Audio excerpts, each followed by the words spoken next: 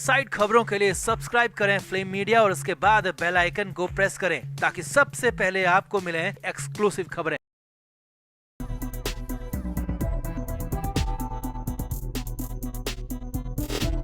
महाराष्ट्र में महाविकास अघाड़ी यानी कि उद्धव ठाकरे वाले गठबंधन में एक और बड़ा झोल नजर आ रहा है, क्योंकि एक बार फिर रास्ते अपने अपने दिखाए जा रहे हैं, अलग अलग दिखाए जा रहे हैं। लोकसभा चुनाव में एमवीए ने अच्छा प्रदर्शन किया तो उसके बाद 15 जून शनिवार को मुंबई में गठबंधन ने एक संयुक्त प्रेस कॉन्फ्रेंस की जिसमें एक साथ रहने के दावे और वादे किए गए। लेकिन इसी प्रेस कॉन्फ्रेंस के बाद कांग्रेस ने जो किया, जो फैसला लिया, उससे मुंबई में खलबली मच गई और खासतौर पर उद्धव ठाकरे बुरे फंस गए, क्योंकि मीटिंग में हुई बेइज्जती का कांग्रेस ने बदला ले लिया। तो दिखाते हैं, बताते हैं सब कुछ आपको, क्या हुआ मीटिंग में, क्या हुआ मीटिंग के बाद और फिर कांग्रेस ने क्या कहा, क्या किया। आप इस वीडियो को शेयर करें और कमेंट बॉक्स में अपनी राय जरूर दें।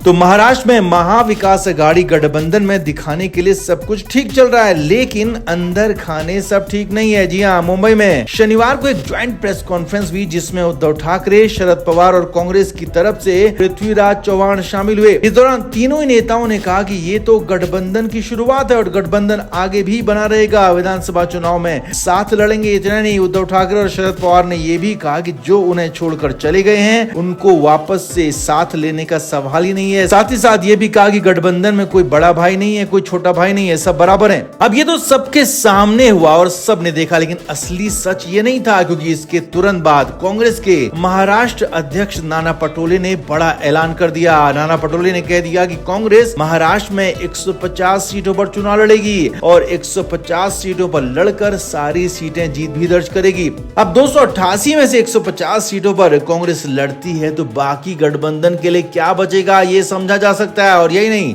नाना पटोले ने कहा कि महाराष्ट्र में कांग्रेस अब सबसे बड़ी पार्टी है, क्योंकि कांग्रेस के 14 सांसद हैं। यहाँ पर 13 कांग्रेसी सांसदों के अलावा सांगली की निर्दलीय सांसद भी कांग्रेस के साथ हैं, लिहाजा 14 की गिनती की जा रही है। अब ये सब कुछ हुआ ठीक प्रेस कॉन्फ्रेंस के बाद, यानी कि जो सामने सामने कहा गया, जो सामने सामने दिखाया गया, वो सब कुछ ठीक था। सब लोग साथ में थे और आगे भी साथ रहेंगे, ऐसा दावा किया गया। लेकिन अंदर खाने ऐसा बिल्कुल भी नहीं है। कांग्रेस उद्धव ठाकरे में खींचतान अंदर खाने की साफ साफ नजर आ रही है। असल में इस पूरी कहानी को समझिए। संयुक्त प्रेस कॉन्फ्रेंस से ठीक पहले एक मीटिंग हुई थी और इस मीटिंग में कांग्रेस, उद्धव ठाकरे और शरद पवार की पार्टी के नेता शामिल हुए थे। और इस मीटिंग को लेकर सूत्रों के हवाले से खबर है कि उद्धव ठाकरे ने पूरी मीटिंग में खुद को सबसे बड़ा दिखाया, जबकि उनकी पार्टी के 9 ही सांसद हैं, कांग्रेस के 14 सांसद हैं। और बार बार कांग्रेस को यही दिखाया गया कि उद्धव ठाकरे ही गठबंधन में सबसे बड़े नेता हैं, उनकी बातों को सबको मानना होगा, उनके ही फैसले सब पर लागू होंगे। यानी कि कांग्रेस की यहाँ पर खूब बेइज्जती की गई। तो इसीलिए तो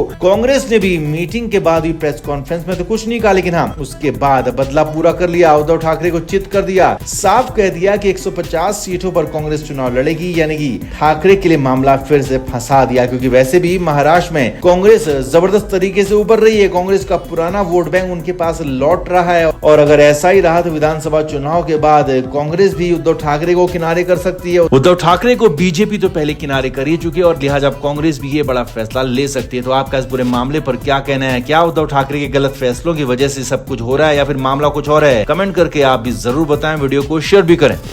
तो लोकसभा चुनाव के बाद महाराष्ट्र की सियासत गरमाई हुई है। नई नई बातें, नए नए दावे हो रहे हैं। विधानसभा चुनाव को लेकर अभी से रणनीति बनाई जा रही है। अब उद्धव ठाकरे और महाविकास अघाड़ी गठबंधन के हौसले चुनाव नतीजों के बाद बुलंद हैं, क्योंकि गठबंधन ने 48 में से 30 सीटों पर जीत दर्ज की। तो ऐसे में उद्धव ठाकरे बहुत ज्यादा एक्साइटेड हो गए और ऐसा कुछ कह दिया, ऐसा कुछ कर दिया जिसे बीजेपी ने गंदा प्लान कह दिया, पोल भी खोल दी। असल में बीजेपी ने पहले उद्धव ठाकरे पर महाराष्ट्र की महायुति सरकार को अस्थिर करने और सरकार गिराने की कोशिश करने का आरोप लगा दिया और फिर इसे लेकर सबूत और गवाह भी पेश कर दिए। जी हाँ, महाराष्ट्र की सरकार में शामिल एनसीपी अजीत पवार गुट के तेवर इन दिनों बीजेपी और एनडीए को लेकर खासे तल्ख हैं। या कहें कि अजीत पवार एनडीए के साथ फिलहाल खुश नजर नहीं आ रहे हैं और अजीत पवार की पार्टी लगातार बीजेपी की बुराई कर रही है। पहले माना जा रहा था कि कुछ दिक्कत अजीत पवार को पर्सनली हो सकती है, क्योंकि उनकी पत्नी भी लोकसभा चुनाव हार चुकी थी। लेकिन अब सूत्रों के हवाले से कहानी है, बड़ी खबर ये है कि उद्धव ठाकरे ने अजीत पवार से संपर्क किया है और ठाकरे के ही कहने पर अजीत पवार बगावत पर उतर आए हैं। जी हाँ, ये बड़ी बात आपको बता रहे हैं। यही नहीं, सूत्रों के मुताबिक अजीत पवार पूरी तरह से उद्धव ठाकरे गुट के इशारे पर चल रहे हैं और महायुति में रहते हुए बीजेपी को, एनडीए को कमजोर करने का काम कर रहे हैं। इतना नहीं, अजीत पवार शिंदे गुट के भी कुछ विधायकों को तैयार कर रहे हैं ताकि चुनाव से ठीक पहले उद्धव गुट में शामिल किया जा सके और महाराष्ट्र की चलती हुई शिंदे सरकार को कमजोर किया जाए, यहाँ तक कि सरकार को गिराया तक जाए, इसकी भी प्लानिंग हो रही है। अब बीजेपी ने इस पर सीधे सीधे बड़ी पोल खोल दी है, बड़ी चोट कर दी है। महाराष्ट्र बीजेपी ने सीधे सीधे आरोप लगा दिया है कि उद्धव ठाकरे गलत तरीके से सरकार को गिराने की कोशिश कर रहे हैं, लेकिन वो अपने गंदे प्लान में सफल और कामयाब नहीं हो पाएंगे। हालांकि बीजेपी की तरफ से अजीत पवार का तो नाम नहीं लिया गया, लेकिन ये जरूर कहा गया कि हमारे कुछ साथियों को बरगलाया जा रहा है, उन्हें गलत सीख दी जा रही है। अब यहाँ पर आगे बढ़ने से पहले आपको बता दें कि अजीत पवार महायुति सरकार में डिप्टी सीएम है, एक तरह से पूरे वो साझेदार है, सरकार में शामिल हैं और इसके तुरंत बाद उद्धव ठाकरे अपने प्लान में यहाँ पर उलझते हुए नजर आ रहे हैं, क्योंकि कांग्रेस तो पहले ही उद्धव ठाकरे से नाराज है। जी हाँ, उद्धव ठाकरे की मनमानी से कांग्रेस तो नाराज थी, लेकिन अब खबर है कि शरद पवार गुट भी नहीं चाहता है कि अजीत पवार को फिर से साथ में लिया जाए और उद्धव ठाकरे के अजीत पवार से नजदीकी से शरद पवार गुट बेहद नाराज है। जी हाँ, ये बड़ी खबर आपको बता रहे हैं कि शरद पवार की बेटी सुप्रिया सुले अब नहीं चाहती हैं कि अजीत पवार गुट को साथ में लाया जाए, क्योंकि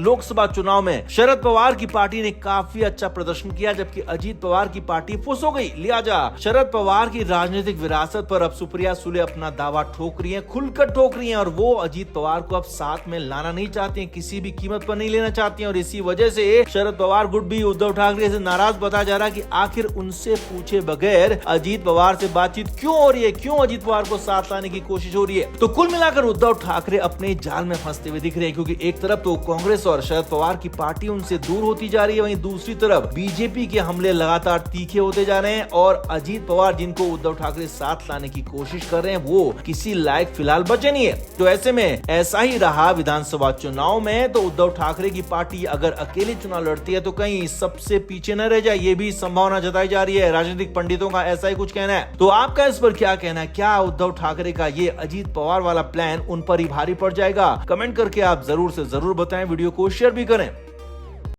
फ्लेम मीडिया रिपोर्ट।